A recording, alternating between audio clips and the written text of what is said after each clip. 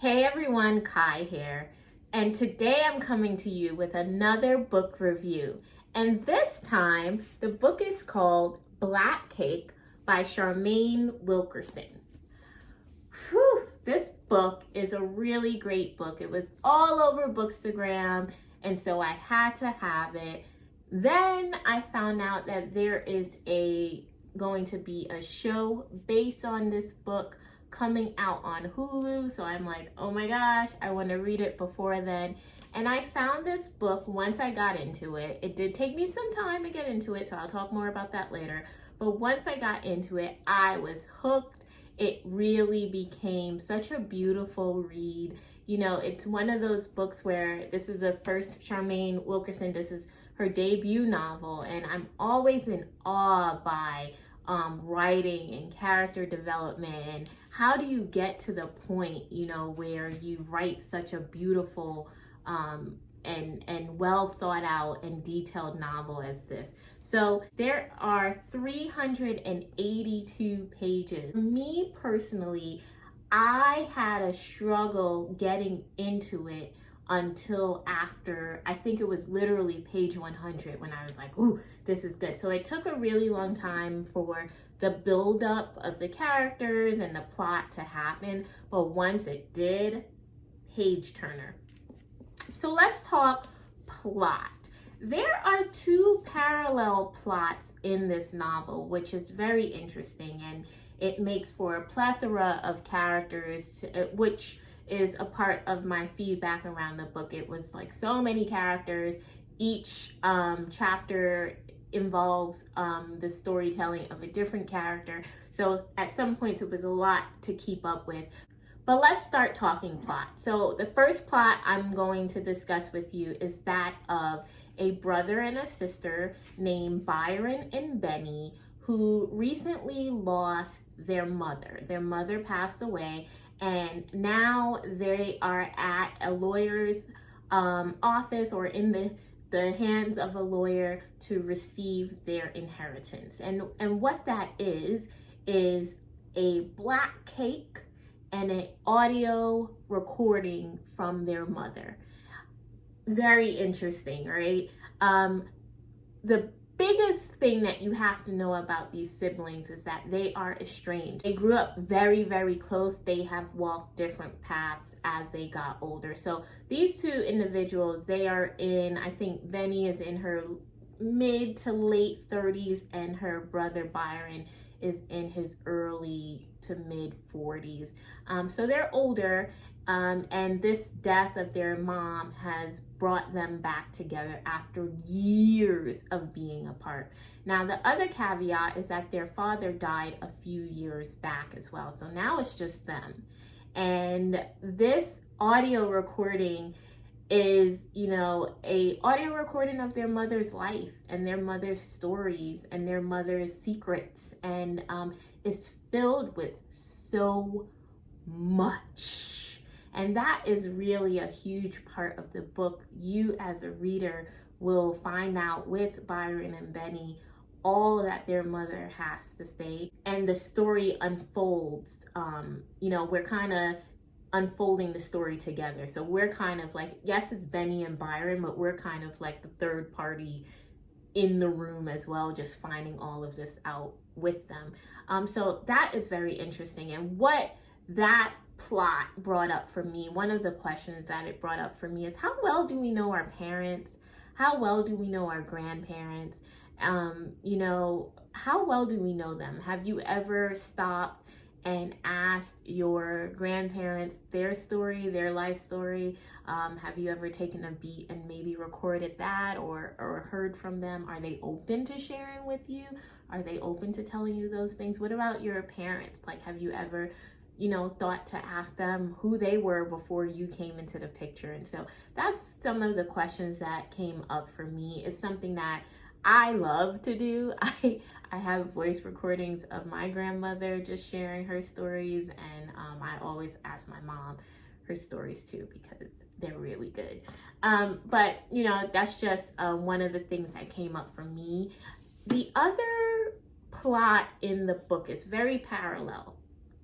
And so the parallel plot is around a young, beautiful woman or young girl who grows up to be a woman, and her name is Covey, and she has two really good friends, Gibbs and Bunny. And Covey is based in the islands. She's a swimmer. She's really good at swimming, and not just regular swimming, but long distance swimming. And she unfortunately is forced into a loveless marriage, and so we learn through her story and her trials, how far we will go to live life on our terms.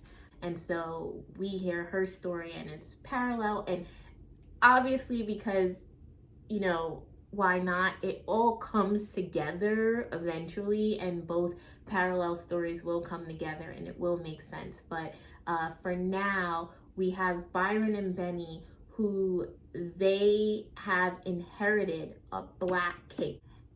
And their mother's dying wish is that they eat this black cake at the right time, and they will know when the time is right. So that is the plot. It is a lot going on. It's so good. It's so many, moving parts in this book. Let me go to my notes. I always write notes in the back to just shed light on some themes. So some of the themes that came up, there's a lot of, talk about inheritance, talk about environmental awareness issues through Byron, swimming, the island. So this book is one of the plots is based on an island. They don't specify which island it is, but it's definitely giving me Jamaica vibes, but I'm biased in saying that. It talks, it showcases, what I love is that it showcases women, no matter what age, kicking butt. So there is a character who is from the islands, and she is super famous because of her swimming. And even at an older age, I think in the 60s and 70s, she's still living her life to the fullest. She's still swimming. She's still out there. So I really love that. It tackles the idea of forgiveness, and family. Family is the biggest theme coming out of this book. How can I miss that? And the idea of family can be symbolic of black cake, because black cake just brings us together. It's such a important dessert for, if you're from the Caribbean. Oh my gosh, yes, it's such an important dessert. It's something that I grew up watching my grandmother do. To this day, my grandmother is in her late 80s. She still makes black cake, soak up the fruits for months and make it for Christmas and Easter. So it is a huge staple in my family, and it really is symbolic in this book as well. But just going back to the idea of forgiveness and egos that sometimes prevent us from forgiving, there's a lot of talk about that, and how do we push forth? How do we prioritize the importance of people in our lives, like our family, even though they get on our nerves sometimes, but how do we not let our ego prevent us from having real quality time with them before it's too late? So that is a huge theme coming out of this book. The book also tackles this idea of home and what constitutes home, and what does that mean for the characters. There is a lot of generational aspects to the book. It's legacy. It's really about legacy. And it also tackles race discrimination. It does have some hard issues. Trigger warning. There is sexual assault. There is identity is a huge theme. So many themes are coming out of this book.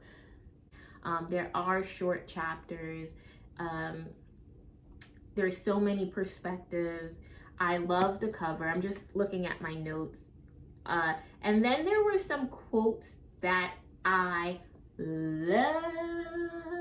The first one was on page 330, and it says, "The three of them sat silently for a moment, thinking of small but profound inheritances of how untold stories shapes people's lives, both when they are withheld and when they are revealed." That quote encompasses the whole book. That quote is so powerful. I had to sit with it. I had to write it out. I have to write it somewhere that I could look at it forever. The other quote is, she didn't see why she had to dream small dreams than other people because she was a girl from the islands. And so I love that quote as well. Again, it's attached to one of the characters I was telling you all about. But it made me think, as you know, I always think about this as a descendant of, my grandmother who came from Jamaica. And I always think about the sacrifices she had to make to come here so I could be here, and, what she did to get here. It's just so powerful, and this story reminds me of that so much. It made me ask my grandmother, one, for her black cake recipe, but two, just to share more stories with me. Like, tell me about your life, tell me about your childhood, because I want to know, I'm curious. And so this Byron and Benny's mom waited to share her life until after she passed on. But, I want to encourage each of you, if you have the opportunity, talk to your family, talk to your parents, talk to your grandparents, talk to your great-grandparents, and listen to them, listen to their stories, because you never know how it shapes who we are, and how we show up in this world today. So this was such a beautiful read. I really enjoyed it. What did you think? Have you read it? Did you love it? What are your thoughts? Let me know in the comments. All right, I will talk to you all later. Bye.